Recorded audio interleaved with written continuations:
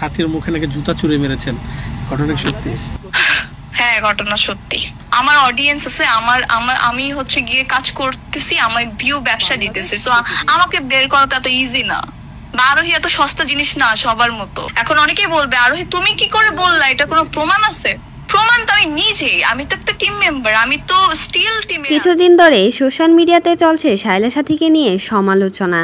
শায়লা সাথীর বিরুদ্ধে অভিযোগ নিয়ে আসছেন আদিতা তিথি। শায়লা সাথী নাকি আর্থিক সচিবের সাথে পরকীয়া করছেন, লিভ টুগেদারে আছেন আর্থিক সচিবের সাথে শায়লা সাথী। একই ফ্ল্যাটে থাকে শায়লা সাথী আর্থিক সচিব। গ্রামের বাড়িতে বউ রেখে আর্থিক সচিব নাকি শায়লা সাথীর সাথে থাকছেন, এমনই গুঞ্জন শোনা যাচ্ছে পুরো সোশ্যাল মিডিয়া জুড়ে।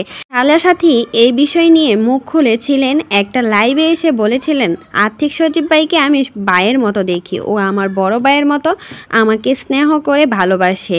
এর মানে এই না যে আমরা পরকীয়া করি। এখন দেখা যাচ্ছে আরোহী মিমের সাথেও দ্বন্দ্বে জড়িয়েছেন শায়লা সাথী। আরোহী মিমের একটা অডিও ভাইরাল হয়েছে, যেখানে আরোহী মিম বলতে শোনা গেছে শায়লা সাথীকে নাকি জুতা ছুঁড়ে মেরেছে শায়লা সাথীর শরীরে। এমনই কথা কিন্তু আরোহী মিম স্বীকার করেছে। কেনই বা জুতা ছুঁড়ে মেরলো তা বিস্তারিত জেনে নেই। আরোহী মিমের প্রতি অভিযোগ তুলেছে শায়লা সাথী, বলেছে তাকে হত্যা করার চেষ্টা করেছে আরোহী মিম। তার এই কথা শুনে আরোহী মিম তাকে জুতা ছুঁড়ে মেরেছে শুটিং শটে।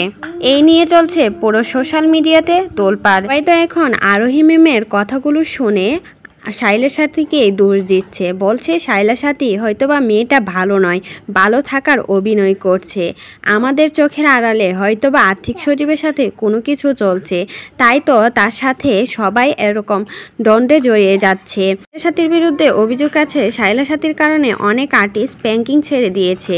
তো এই বিষয়ে বিস্তারিত আরও জানতে আমাদের চ্যানেলটাকে সাবস্ক্রাইব করতে পারেন।